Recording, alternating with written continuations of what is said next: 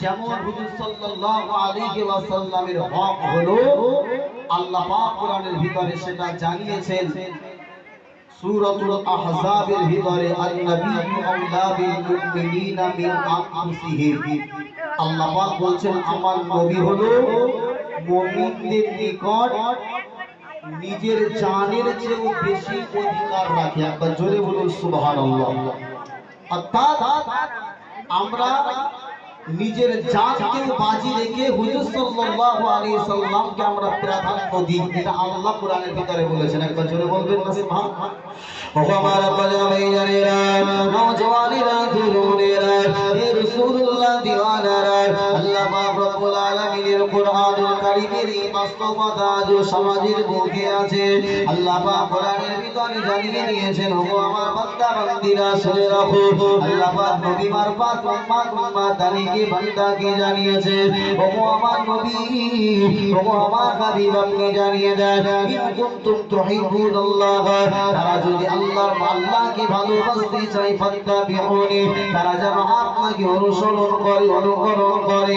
আমার অনুসরণের ভিতরে আমি আল্লাহ পাক আমার ভালোবাসা রয়েছে।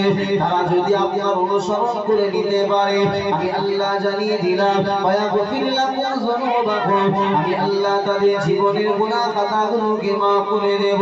আল্লাহ পাক বললেন আল্লাহু গফুরুর রহিম, আল্লাহ বলেন বড় মেহেরবান রহমওয়ালা। হে নওজওয়ানেরা, আল্লাহ নবীকে আঘাত করতে এসেছে, হযরতে তালহা ঢাল হিসাবে দাঁড়িয়ে গিয়েছে, নবীকে সেভ করেছে, নবীকে বাঁচিয়েছে। আল্লাহ নবীকে নিয়ে হযরতে তালহা রাদিয়াল্লাহু তাআলা আনহু তিনি কাঁধে উঠিয়ে নিয়ে পাহাড়ের একটা জায়গাতে গুহার ভিতরে নবীকে শুইয়ে দিয়ে হযরতে তালহা রাদিয়াল্লাহু তাআলা আনহু তিনি শহীদ, তিনি আপনার বেহুশ হয়ে পড়ে গেলেন। হযরতে আবু বকর, হযরতে ওমর ফারুক রাদিয়াল্লাহু তাআলা আনহু ছুটে নবীর কাছে চলে আসলেন, ইয়া রাসূলুল্লাহ, ইয়া হাবিবাল্লাহ, হুজুর আপনার কেমন অবস্থা, কি অবস্থা? আল্লাহ নবী ওই সময়তে সাহাবায়ে কেরামদেরকে বলেছিলেন, ও আমার সাহাবা, আমার খবর নেওয়ার আগে তোমাদের ভাই তালহাকে খবরটা নিয়ে নাও। জোরে বলুন সুবহানাল্লাহ।